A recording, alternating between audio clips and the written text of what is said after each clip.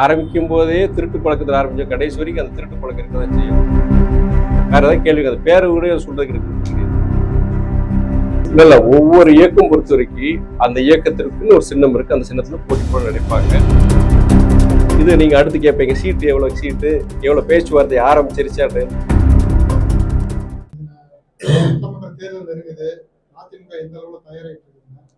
அதாவது இது இது நீங்க அடுத்து கேட்பீங்க சீட்டு எவ்வளவு பேச்சுவார்த்தை ஆரம்பிச்சிருச்சான்னு. தயவு செய்து என்ன ஆளை விடுங்க. நான் கட்சியில ஒரு முதன்மை செயலர், கட்சிக்கு ஒரு தலைமை இருக்கிறாங்க, தலைமை நிர்வாகிகள் இருக்காங்க, அண்ணன் பக்கத்துல விட்டு உட்கார்ந்துட்டு இருக்காங்க, அண்ணன் எம்எல்ஏ அண்ணன் உட்கார்ந்து இருக்காங்க. அவர்கிட்ட கூட பதில் இருக்கு, எனக்கு அந்த பதில் இருக்காது.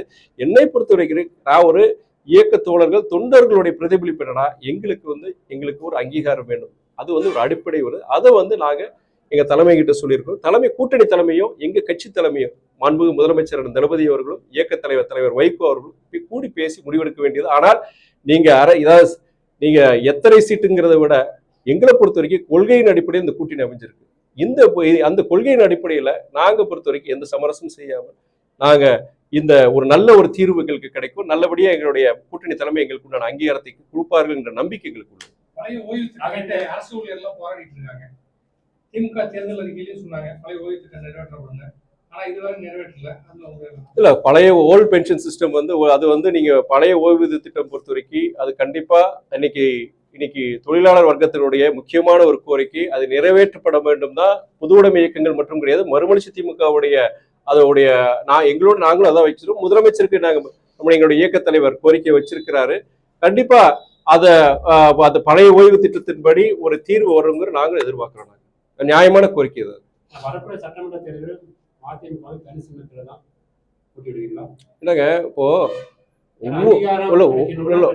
ஒவ்வொரு இயக்கம் பொறுத்த வரைக்கும் அந்த இயக்கத்திற்குன்னு ஒரு சின்னம் இருக்கு. அந்த சின்னத்துல போட்டி போட நினைப்பாங்க.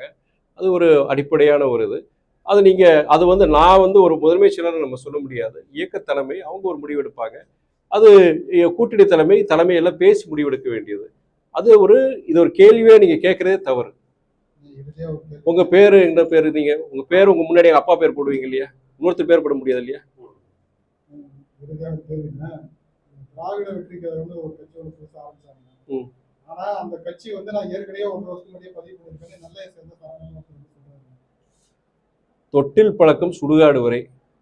ஆரம்பிக்கும் போதே திருட்டு பழக்கத்தில் ஆரம்பிச்ச கடைசி வரைக்கும் அந்த திருட்டு பழக்கம் இருக்கதான் செய்யும். கட்சி பேரு கூட இன்னொரு கட்சியோட பேரை களவாடி பண்ணியிருக்காங்க. என்ன பண்றது? வேற ஏதாவது கேள்வி அது பேரு கூட சொல்றதுக்கு எனக்கு விருப்பம் கிடையாது.